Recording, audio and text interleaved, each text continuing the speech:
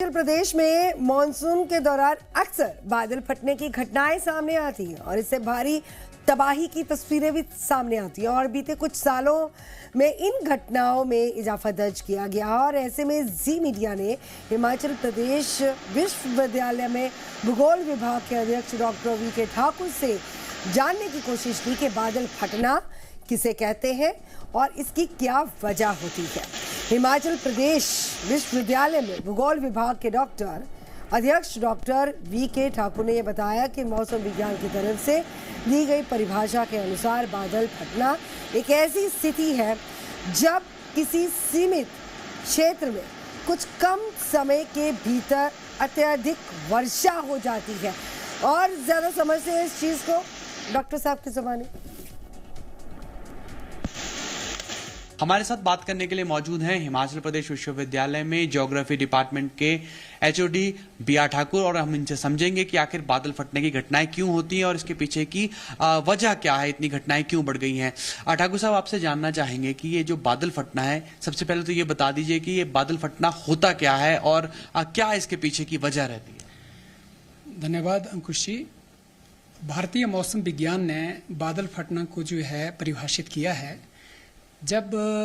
एक छोटे के क्षेत्र में लगभग 20 से 30 वर्ग किलोमीटर के क्षेत्र में एक घंटे में 100 मिलीमीटर बारिश होती है तो उसको हम जो है वो क्लाउड बर्स्ट बोलते हैं। अंग्रेजी में इसको क्लाउड बर्स्ट बोलते हैं। बादल फटने की जो घटना है वो मानसून सीजन के साथ जो है वो जुड़ी हुई है। इसके पीछे 3 प्रमुख कारण हैं। एक सबसे महत्वपूर्ण कारण जो है वो मानसून का स्टार्ट होना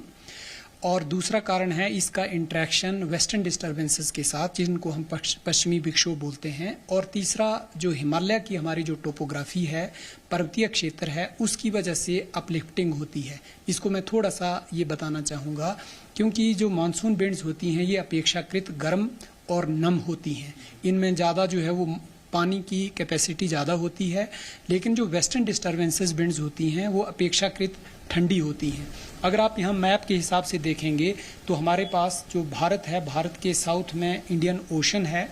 और यहाँ से ये जो पवने हैं ये जब गर्मी होती है तो गर्मी होने की वजह से हमारा उत्तर क्षेत्र भारत जो है वो यहाँ पर लो प्रेशर जो है वो डेवलप हो जाता है और अब जो हमारे महासागर हैं और जो अरब सागर और बे ऑफ बंगाल से ये पवने जो हैं वो उठ करके लो प्रेशर एरिया को जो है वो मूव करती हैं और जो वेस्टर्न डिस्टर्बेंसेस जो कि मेडिटेरेनियन ओशन से भूमध्य सागर से उठती हैं वो ब्लैक सी से और कैस्पियन सी से या फारस की खाड़ी से भी वो भी मॉइस्चर को जो है वो इकट्ठा करके जब आती हैं तो हिमालय के ऊपर उनका इंटरेक्शन होता है। लेकिन वो पवने जो हैं वो अपेक्षाकृत जो पश्चिमी विक्षोभ होते हैं जिनको हम लो प्रेशर वेदर सिस्टम भी बोलते हैं, उनका टेम्परेचर कम होता है और उसकी वजह से टेम्परेचर कॉन्ट्रास्ट जो है वो डेवलप होता है। लेकिन हिमालय में जो ओरोग्राफिक इफेक्ट बोलते हैं क्योंकि यहाँ से ये जब मानसून की पवनें आती हैं तो